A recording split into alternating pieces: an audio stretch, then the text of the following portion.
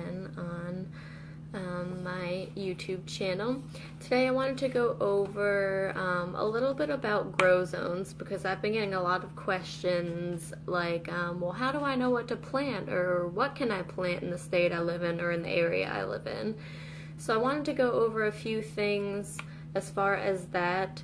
The USDA has a really nice map, and I will post a picture at some point during this video so you can see kind of how it's laid out. I do actually have a picture right here, but I will post this on the actual video so you can see it a bit better.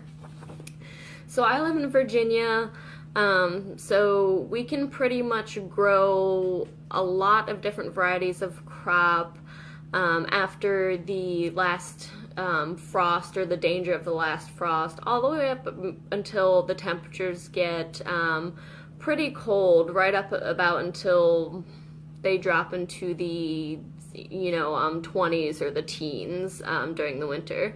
So basically we can plant anywhere from March until September or October, just depending on how the year is going as far as climate.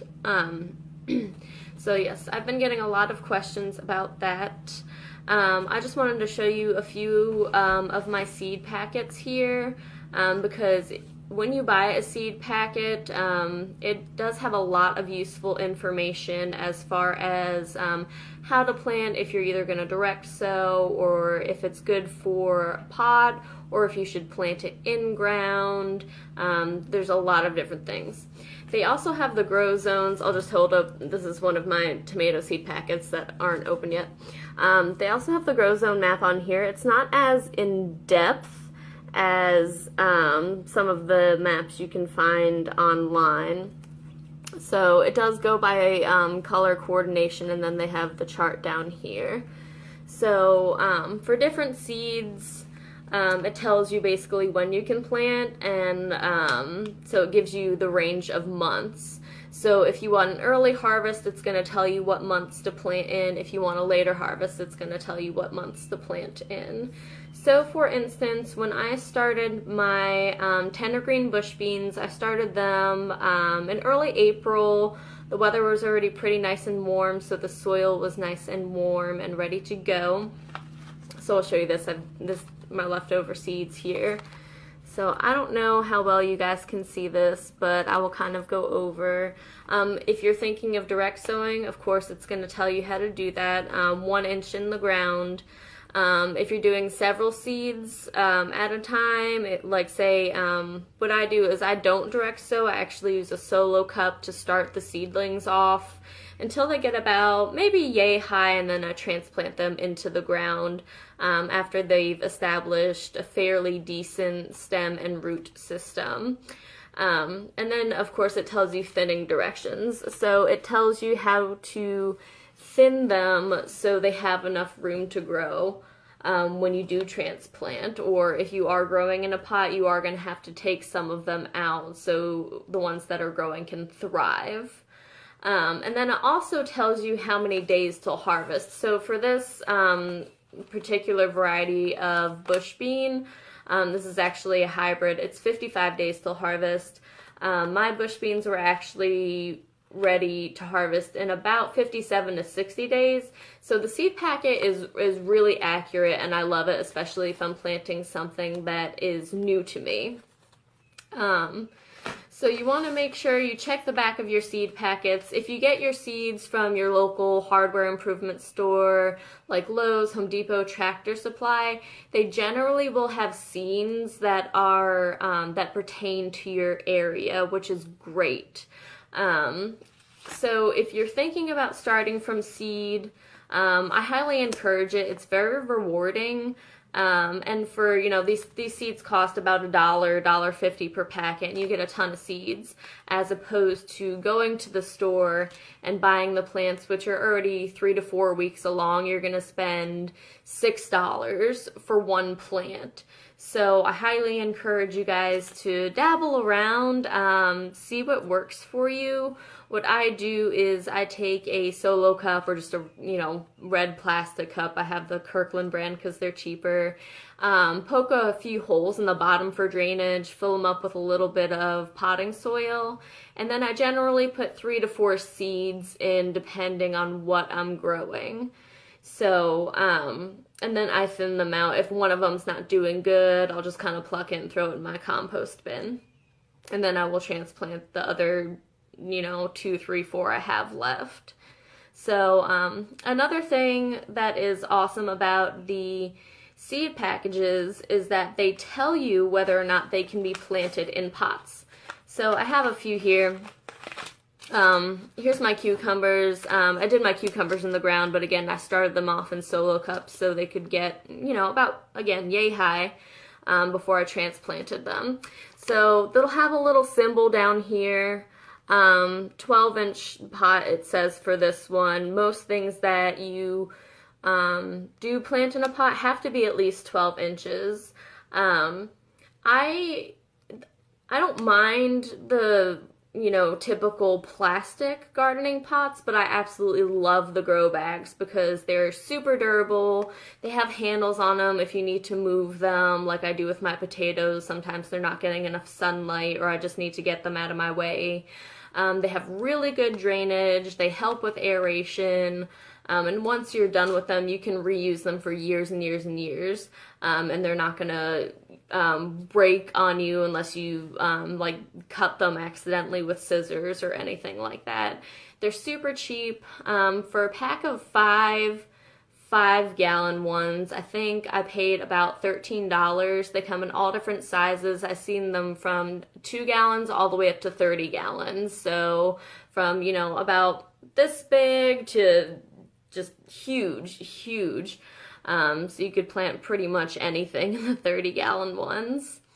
And of course they do go up in price as the size goes up. So, yeah, these are a few, oops, I just spilled a bean. These are a few seed packets. As you can see, they all have the little pot symbol at the bottom. This is lettuce.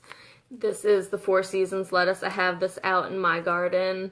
I also have some iceberg lettuce. As you can see, it is pot friendly. And then I just have some Tom Thumb here, which is also pot friendly. There are a few different things.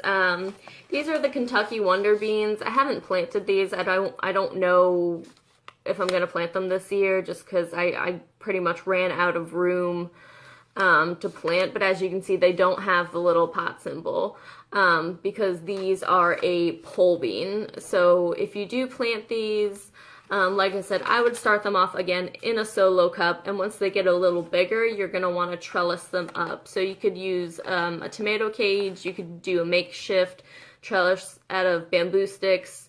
I've made some out of just sticks I found in my garden because I don't feel like spending money on bamboo sticks. There's a lot of things you can repurpose and reuse to make trellises. I actually made some A-frame trellises for my cucumbers in my front yard, which actually yesterday I noticed a bunch of flowers popping up, so I'm really excited. So that means I'll be getting cucumbers here pretty soon, slicer cucumbers. They're a bush hybrid, but I digress. Anyway, so I will kind of go over the grow zones once I get this picture up here. So this is a hardiness zone map, and a hardiness zone is a geographically defined area in which a specific category of plant life is capable of growing, as defined by climatic conditions, including its ability to withstand the minimum temperatures of the zone. So the hardiness zone map is the standard by which gardeners and growers can determine which plants are most likely to thrive in a certain location. The map is based on the average annual minimum winter temperatures. So between the information you can find on the seed packets themselves and the grow zone map, you can get a good idea of what you can grow or maybe can't grow in your area. Like I said, I do live in Virginia. We have excellent growing conditions here for most plants. If you do live in a colder climate, like I said, you want to make sure you have a plant that's going to be winter hardy, which means it can thrive throughout the cold winter months and bloom in the spring. So I hope you guys found this video at least a little bit helpful. If you're not sure to start, where to start off with as far as planting, growing your own seeds, again, you can always grow your plants indoors, especially if you have a sunroom like I do. I don't keep any plants in here because I have enough space outside. You could also do them on like a balcony window. You can get the planter boxes that hook onto the outside of the windows. So you just want to make sure that your plants have enough sunlight, fresh air, good nutrients in the soil, and a couple other factors if you are going to grow indoors. Again, growing indoors does have its perks. You can control the climate, the temperature. Pest control really isn't as big of an issue if you're growing in outside versus inside. So if you guys found this video helpful or useful in any way, please subscribe to my channel, like this video, and share with your friends. I hope to give you guys an update with some more useful tips, tricks, information again really soon. Thanks for watching, guys. You have a great day.